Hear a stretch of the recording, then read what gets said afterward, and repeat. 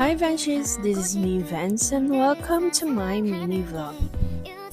So for today's video ay pupunta tayo sa Shiku Suspension Bridge located in Taoyuan, Fuxing District. From Selin Waterfront Cafe ay matatanaw nyo nga itong Shiku Suspension Bridge. Kung gusto nyo nga pumunta dyan ay ilalagay ko nga ang address sa caption.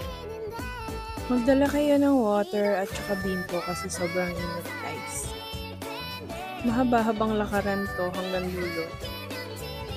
Tingnan natin kung ipaglaban ka hanggang dulo. Ay, char!